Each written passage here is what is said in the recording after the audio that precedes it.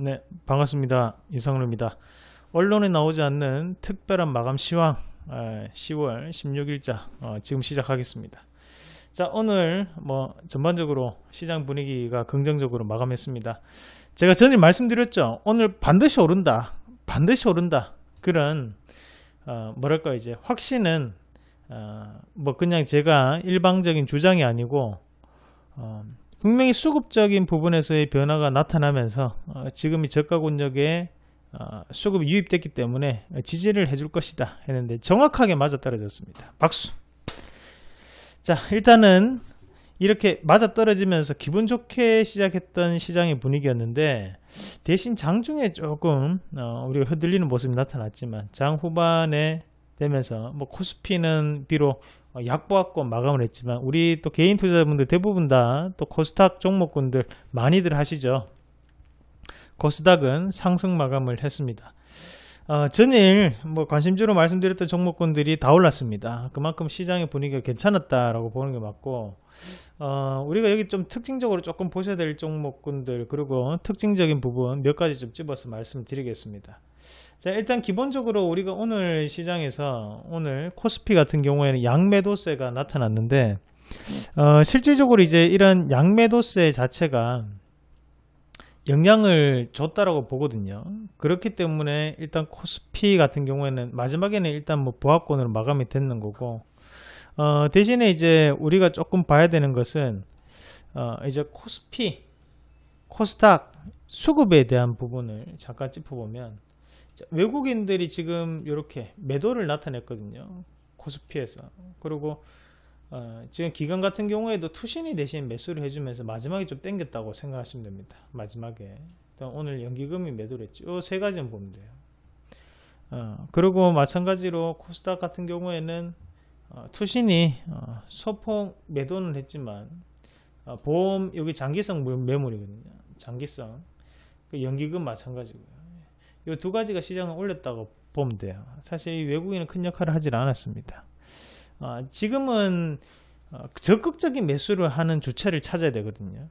우리가 호가라는 것은 일전에도 한번 얘기를 했지만 여기에 이 호가가 있다면 여기에서 백날 첫날 사봤자 주가는 오르지 않아요. 그러니까 위에 걸 체결시켜 줘야 돼요. 위에 거를. 위에 거를 체결시켜 줄 수 있는 자들은 결국엔 정보를 알고 있는 자들이라는 거고 그 정보를 알고 있다는 것은 그만큼 선매수에 가담할 수 있는 적극적인 매수 주체가 되고 그것이 바로 기관 그 중에서도 투신이나 연기금에 대한 금액을 운용할 수 있는 자산운용사 보험권도 마찬가지죠. 그런 자산운용사에 대한 물량 자체가 지금 어디에 잡히고 있는지를 우리가 눈여겨보실 필요가 있습니다.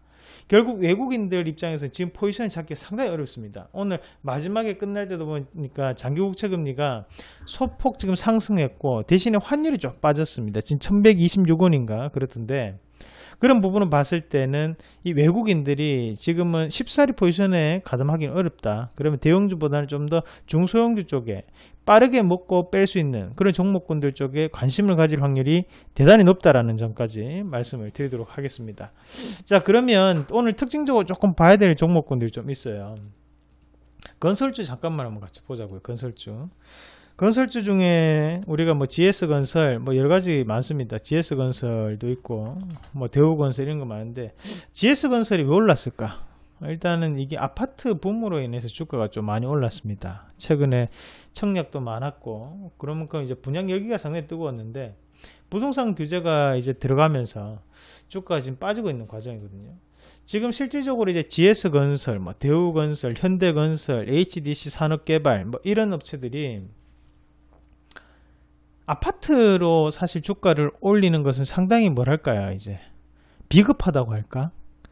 상당히 체급이 안 맞는 거죠. 사실 우리나라의 굴지의 저런 건설 회사들 같은 경우에는 아파트는 라이트급이고 이 회사들은 헤비급입니다. 슈퍼 헤비급이에요. 실질적으로 이 GS건설 그리고 현대건설이 특히 하는 일이 뭐냐면 토목, 항만, 플랜트, 건축 이런 쪽인데 결국에는 송유관 공사라든지 이렇게 큰 굵직굵직한 규모의 일을 해오던 기업인데 아파트 단지를 건설한다? 상당히 뭐 소꿉장난하는 그런 느낌입니다.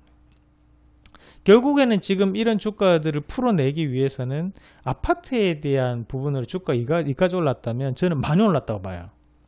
그러니까 지금부터 우리가 봐야 되는 것은 이번에 오늘 같은 경우 국토부 장관이 이제 중동 쪽에 갔는 것 같은데 어떤 결론을 가지고 올지, 그리고 그 부분 자체가 해외에서의 그런 수주적인 부분 자체가 지금 주가에 큰 영향을 미칠 수 있다. 다만 아파트로 인해서 주가 오른 것은 이제 끝이다.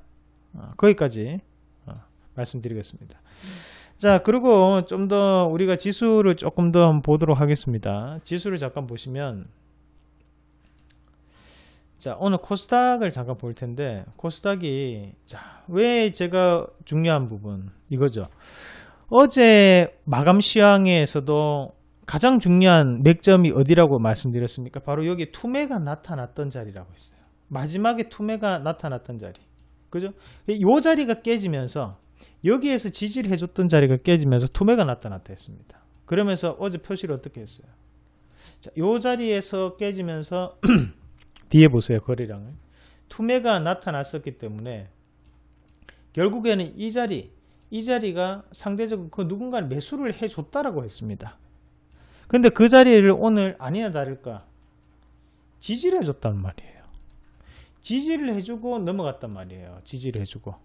결국에는 지금 이 자리, 마지막 자리에서 이제 손바뀜 물량이 들어왔다라고 얘기했는데 그 손바뀜 물량이 들어왔던 것이 바로 세력이었다. 그냥 지금 밑에서는 분명히 코스닥 시장은 누군가는 잡아줬다는 거예요. 그럼 그 이후의 그림을 앞으로는 그려나갈 확률이 대단히 높아졌다라는 말입니다. 아시겠죠? 자, 그러면 똑같이 코스피도 한번 같이 보겠습니다. 코스피 같은 경우에는 힘이 조금 빠졌는데 코스피는 오히려 그 투매를 나타냈던 자리들이 지금 어떻게 됐어요? 오히려 저항 구간에 지금 작용하고 있어요. 이거는 제가 볼 때는 일시적인 현상이라 보고 내일 시장에서 뚫릴 확률이 대단히 높다. 이거는 뭐 오늘은 일부러 조금 누르는 과정이었다.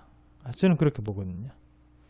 삼성전자 좀 더 싸게 사기 위해서 그런 부분 자체가 작용했다. 뭐 이게 음모론적 얘기지만 그런 부분 자체가 분명히 작용했다. 수급적인 부분에서. 결국 지금 수급이 중요하니까 그렇게 본다면 지금의 시장은 바닥을 찍고 다시 한 번 더 넘어갈 수 있는 추세적 반등 구간에 놓여 있다까지 보겠습니다.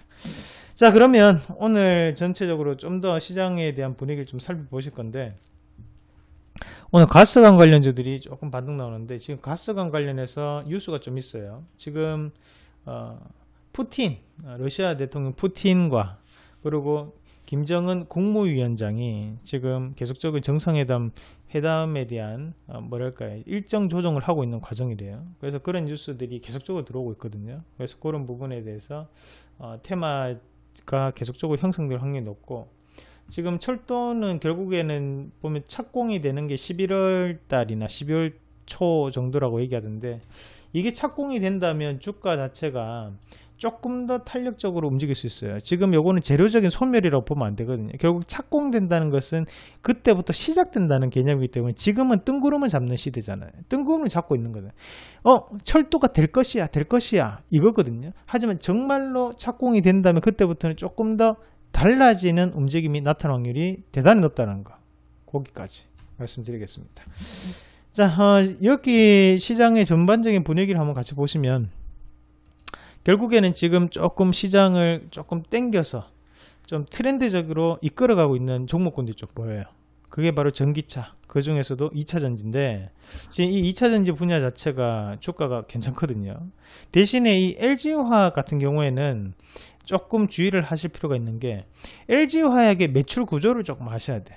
LG화학의 매출 중에 60%는 석유로 인한 석유 공정을 거쳐서 그 석유를 원재료로 해서 화학 공정을 거쳐서 만들어내는 생산물, 그것을 우리가 석화라고 합니다. 석유 화학 기업이라. 그 석화에 대해서 60%예요, 비중이. 그 나머지 30에서 40%가 2차전지거든요. 그러니까 결국에는 이 LG화학 같은 경우에는 석화 기업들이 최근에 주가가 안 좋을 수밖에 없어요. 하나케미칼, 롯데케미칼. 왜냐? 원재료들, 유류를 이용하다 보니까 유가가 계속 올랐잖아요. 그럼 마진이 어떻게 돼요? 줄어들 수밖에 없다는 거예요. 그럼 LG화학도 그에 따른 타격을 분명히 받았다. 그래서 지금 주가는 빠졌는데, 워낙 이 2차전지 분야에 대한 실적이 좋기 때문에 그래도 하반 경직성은 나타날 수 있다. 대신 주가를 올릴 때는 시간이 조금 걸릴 수 있다. 응? 뭔 말인지 아시겠죠? 지금의 밑에서 이 자리에서는 지금 잡아주는 물량은 맞거든요. 잡아주는 물량은 맞는데 여기서 드라마틱한 반등보다는 옆으로 횡보세가 조금 더 연출될 확률이 높다라는 부분까지 말씀드리겠습니다. 이게 정상적인 삼성 SDI가 정상적인 2차 전지에 대한 트렌드적인 주도 패턴이라면 LG화학은 지금 거기 석화에 대한 분위기가 조금 있기 때문에 그에 따라서 만약에 유류세 인하가 빠르게 발표가 된다면 그것도 호재로 작용할 수 있어요. 자, 하나케미칼 그리고 롯데케미칼 지금 많이 빠졌거든요. 이런 종목군들은 한 번에 단발적인 반등이 나타날 수 있고 그래도 이제 추세를 바꾸긴 좀 힘들다고 보고 대신에 이 LG화학 같은 경우에는 다른 산업 그러니까 전공과 부전공이 있다. 부전공이 지금 상당히 좋기 때문에 이 전공을 다시 한 번 더 올릴 수 있는 평균을 좀 더 올릴 수 있는 그런 계기가 되지 않을까 그렇게 예상을 해보도록 하겠습니다. 자, 실질적으로 지금 시장에서 지뢰가 상당히 많습니다. 그리고 혼자서 풀어나가기 힘든 시장인데 뭐 시장 탓할 수는 없습니다. 뭐 이런 시장 저런 시장 다 있는 거고 다만 지금 시장에서 우리가 조금 더 임포턴트 줘서 조금 더 중요하게 생각하는 조금 더 중요하게 봐야 되는 것들이 있어요. 차트도 물론 중요하죠. 하지만 차트는 2순위로 접자. 그 실적도 2순위로 접자. 지금 뭐가 중요하냐면 뭔가에 대한 트렌드를 가지고 갈 수 있는 그런 이 업황적인 변화 기술적인 혁신, 유행 이런 부분에 대해서 좀 더 우리가 민감하게 생각하고 좀 더 우선순위를 둬야 되는 시장의 분위기입니다. 아시겠죠? 그 다음이 바로 수급이고 그 다음 차트고 이렇게 되는 거니까 지금 시장을 보면 다 차트에 다 무너져 있어요. 그렇다고 내가 팔 수 없잖아요. 지금 내가 팔지 말라 했잖아요. 지금 올라가고 있잖아요.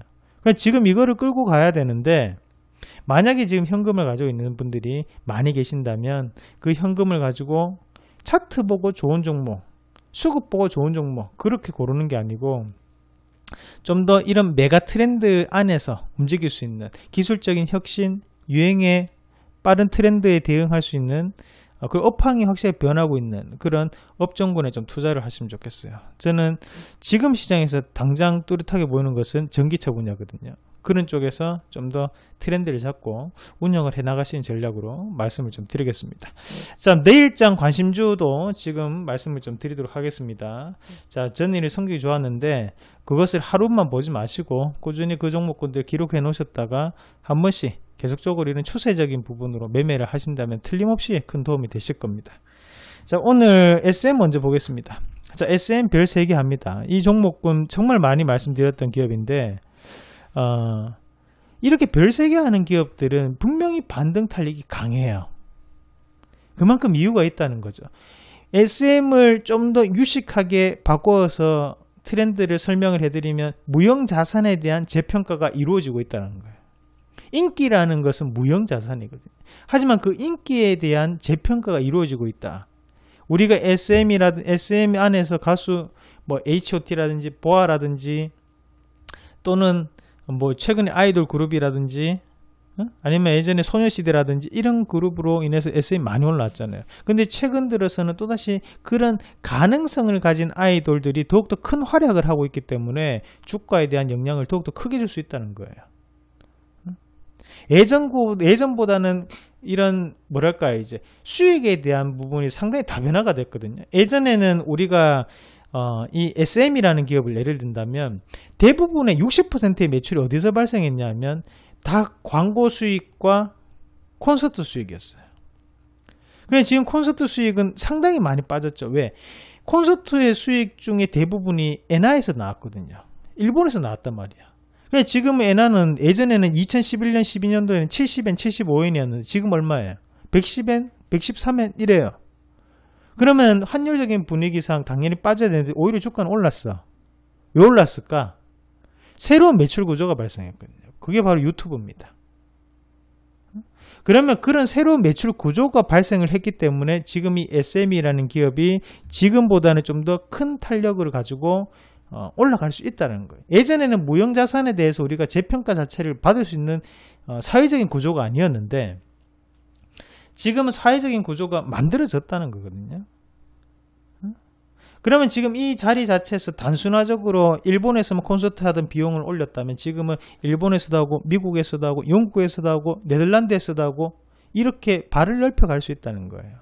뭘 통해서? 유튜브를 통해서 넓혔던 발을 콘서트 수익으로 거둬들 수 있는 그런 구조에 대한 다변화가 됐기 때문에 이런 엔터주는 좀 더 우리가 긍정적으로 그리고 좀 더 재평가가 이루어져야 되는 그런 시점입니다. 그래서 지금 자리가 물론 고점이지만 저는 충분히 넘어갈 수 있다고 봐요.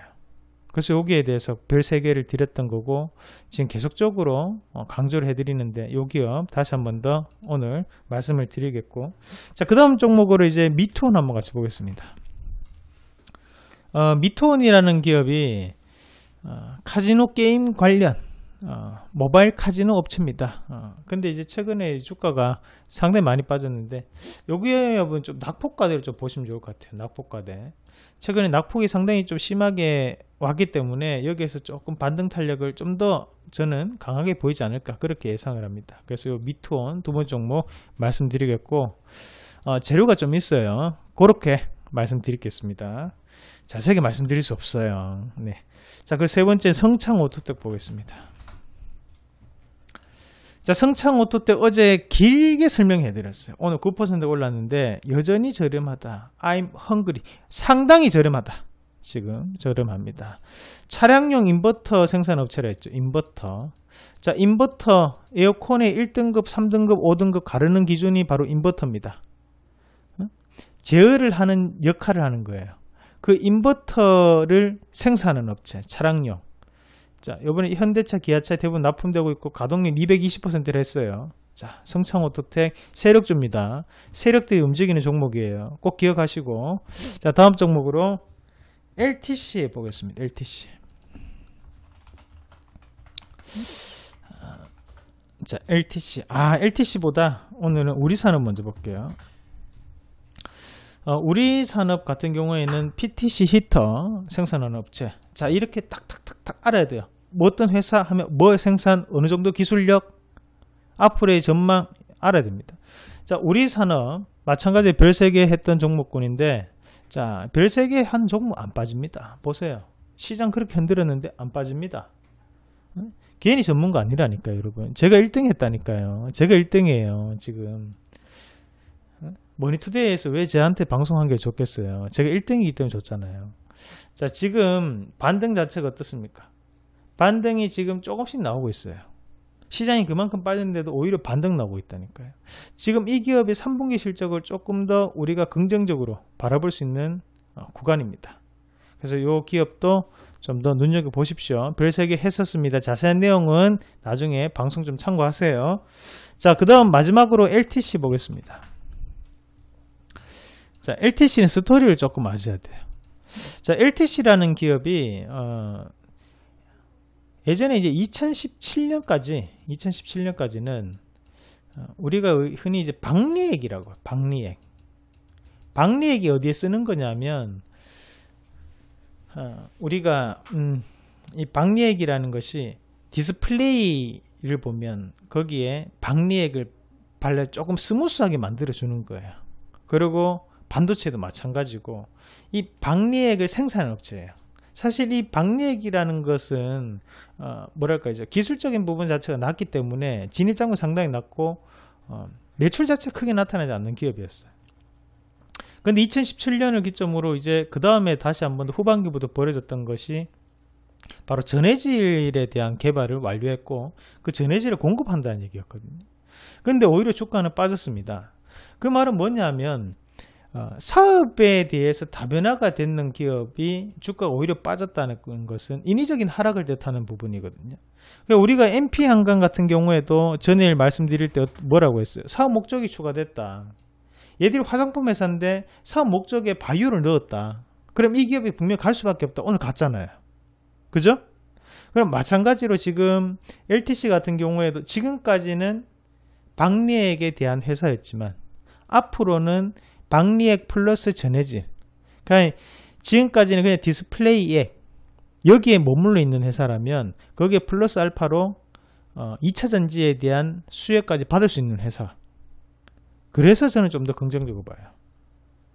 물론 안에 재무제표도 긍정적이고요. 그건 다음 우리가 회원분들한테 자세하게 말씀드리지만 이렇게 관심주를 좀 더 가지시면 좋겠습니다.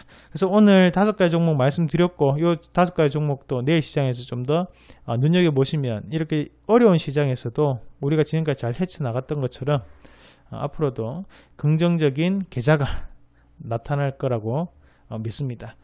자, 항상 이런 이제 우리가 주식을 하시면서 기준이라는 게 정말 중요하거든요. 그래서 이리저리 흔들리지 마시고 시장에서 중심을 제가 딱 잡아 드릴 테니까 이 방송을 통해서 여러분들도 좀 더 많은 도움이 되셨으면 좋겠습니다. 그럼 오늘 마감 시황은 여기까지 하고 내일 시장에서도 마감 시황 그때 만나 뵙도록 하겠습니다. 자, 오늘 여기까지 하겠습니다. 이상입니다.